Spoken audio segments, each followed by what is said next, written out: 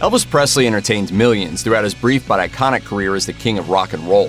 Throughout his music career, however, Elvis's shady and distrustful manager Colonel Tom Parker was secretly calling the shots. Here's the truth about Elvis Presley's manager.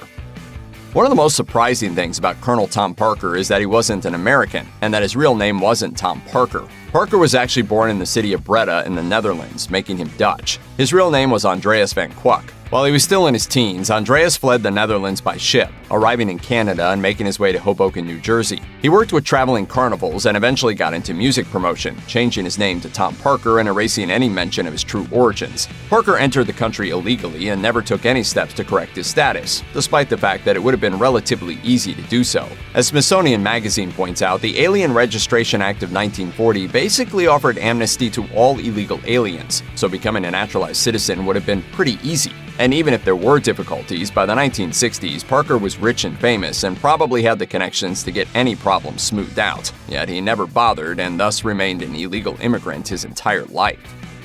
Colonel Tom Parker put a lot of effort into hiding his true identity and his past. As Smithsonian Magazine reports, he even went so far as to create an elaborate fake past for himself. He claimed to have been born in Huntington, West Virginia. I was born in West Virginia in the U.S. of A.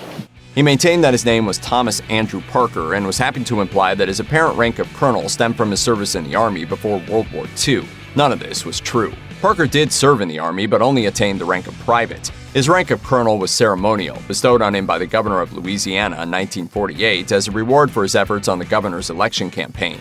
What's truly remarkable about Colonel Parker's deception is how long it lasted. Parker became one of the most famous people in the world, amassed a fortune, and negotiated huge deals on Presley's behalf, often making business enemies as he went due to his hard-nosed style. Yet no one ever thought to investigate the colonel's past. The truth of his life didn't come out until Parker was in his 70s and Presley was long dead.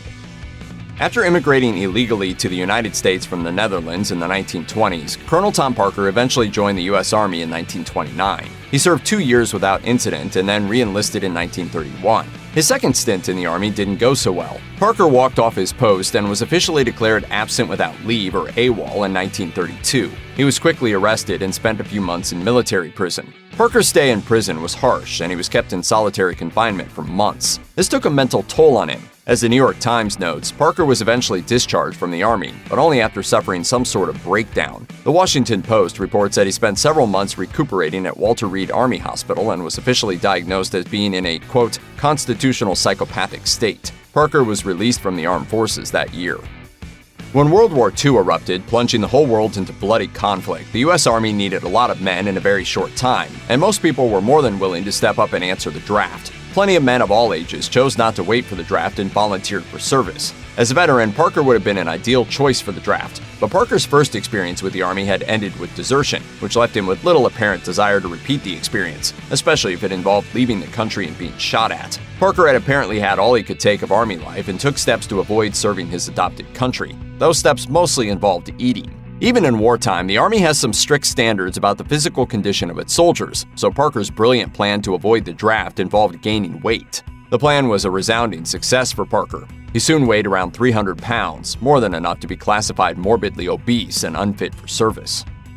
Colonel Tom Parker had swagger. As the manager of the biggest musical star in the world, he could afford to bluster, often bragging about being in charge of Presley's career while earning the lion's share of the income. But Parker was also a very scared man who sacrificed millions of potential earnings because he didn't have a passport and was afraid to let Presley tour overseas without him. Despite being a superstar, Elvis Presley only toured outside the US 3 times, all in 1957 and all in Canada. And notably, Parker did not accompany Presley on the trip because he feared that he'd be exposed as an illegal immigrant with an assumed name. After that, Parker consistently turned down offers for Presley to tour in Europe and Japan, deals often worth millions of dollars. As the Washington Post notes, British music promoter Harvey Goldsmith said flat out that when he tried to sign Presley to a performance in England, Parker told him privately it would never happen because he was afraid to leave the U.S. The Washington Post also reminds us that this cost Presley, whose estate was worth just $7 million when he died, a great deal of money. If Parker hadn't been so paranoid about Presley being outside of his direct control, the king would have earned millions more. One of the biggest mysteries surrounding Colonel Tom Parker is his extreme paranoia and secrecy. It's true he was an illegal immigrant living under an assumed name and therefore had a legitimate reason to worry about any involvement with law enforcement. However, as Smithsonian Magazine points out, he could have cleared up his immigration status fairly easily. So why was he so worried about his true identity coming out? Possibly because he was a murderer. As writer Alana Nash notes, a reporter in Parker's home country of the Netherlands received an anonymous letter stating that Parker murdered the wife of a greengrocer on the Boschstad, a shopping and residential area in Breda. And in fact, there is an unsolved murder in Boschstad that fits the timeline of Parker's movements. In 1929, a woman named Anna van den Enden was beaten to death behind her husband's grocery store. The crime scene showed evidence of a search for money and valuables, and an effort had been made to obscure physical evidence. There's no way to know if the man who would become Elvis's manager was Anna van den Enden's killer. The police investigation uncovered no clues, and it's impossible to place Parker in any specific place in 1929. But it certainly would explain Parker's hurried exit from his home country and his fevered secrecy and worry over his true identity. Promoting the world's biggest musical act isn't the most difficult job. Elvis Presley was one of the most in-demand artists in the world, and the offers poured in to Colonel Tom Parker no matter what he did. Yet Parker soaked Elvis for an enormous amount of money. As the Washington Post notes, by 1966, Parker was earning 50% of Elvis's paychecks. And in 1973, Parker sold the rights to Presley's recording catalog to RCA for a low-ball $5.4 million. One reason Parker needed all that money was his gambling. Additionally, as the Daily Express reports, Parker may have contributed to Presley's early death by pushing the singer to perform 2 shows a night 7 days a week for his Las Vegas residencies in order to keep the cash flowing. So I did my part, Elvis did his show, and we were lucky. Great talent, and we had a great show and a lot of fun. With Elvis in Las Vegas, Parker ran up enormous debts with the casinos and was focused on keeping Presley working constantly so he could cover his debts. Elvis's decline during this period is obvious. The physical and mental strain of playing every night drove Elvis to severely abuse several prescription medications. He gained weight and looked awful, sweating through his rhinestone jumpsuits. Elvis was known for many things, launching rock and roll into the mainstream, scandalizing folks with his hip gyrations, rhinestone-studded jumpsuits, and some really awful movies. Colonel Tom Parker signed Elvis to these terrible films for a simple reason. They made tons of money, $2.2 billion in domestic gross alone. Add in the soundtrack royalties and the free publicity for Elvis records, and it's easy to see why Parker ignored his clients' pleas for better scripts.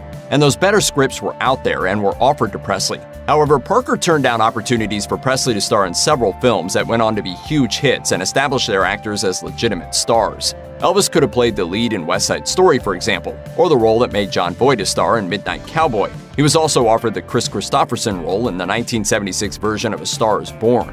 Parker turned down all these roles because he preferred the safe money of Elvis's recordings and live shows. He was also very protective of Presley's current image. But trapping Presley in films of lesser and lesser quality not only frustrated the king, but also meant that while rock music was being revolutionized by the Beatles and the Rolling Stones, Elvis Presley was singing songs like Yoga Is As Yoga Does.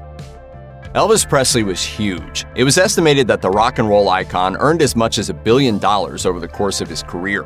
As the Los Angeles Times points out, his manager Colonel Tom Parker knew that Elvis's brand was so powerful that he could earn millions at any moment simply by booking a tour, recording an album, or appearing in a film. And for every dollar Elvis earned, Tom Parker took a piece. That's standard. Most managers earn between 10 and 15% of what their clients make. But from the very beginning, Parker bilked his only client for more. Their original contract gave Parker an unheard of 25% of Presley's earnings, and he was eventually getting an astounding 50%. The new contract also allowed Parker to charge additional fees for services he provided, eating away at the money that should have gone to Elvis instead. Eventually, this uneven arrangement led to a truly incredible scenario. Elvis Presley's manager made more money than Elvis himself.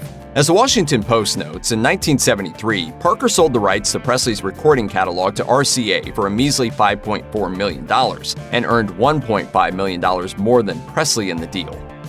Andreas Van Kwak kept up his false identity for decades, but eventually at least part of the truth caught up with him. In 1981, Albert Goldman published a biography of Elvis Presley that was pretty scathing in its portrayal of Parker, while exposing his true identity to the world. At the same time, Parker was being sued by Priscilla Presley, and his dubious financial and ethical behavior towards one of the world's most beloved performers was being detailed. Parker began to worry that he might be charged with crime stemming from any number of these misdeeds, and suddenly decided to flip the script on his illegal entry into immigrant to the United States in the 1920s. In order to slow down incoming criminal charges, Parker officially claimed that he was a citizen of no nation and thus not subject to any country's laws. His reasoning was that he'd served in the U.S. military without permission from the Dutch government and thus had forfeited his Dutch citizenship. Since he'd never been naturalized as a U.S. citizen either, he wasn't a subject of either country. The theory was never tested. Parker lived in increasing illness and obscurity following Elvis's death in 1977, mostly coasting on his affiliation with the late king. Parker died in 1997, 87 years old and having gambled away most of his money. Check out one of our newest videos right here. Plus, even more grunge videos about your favorite stuff are coming soon. Subscribe to our YouTube channel and hit the bell so you don't miss a single one.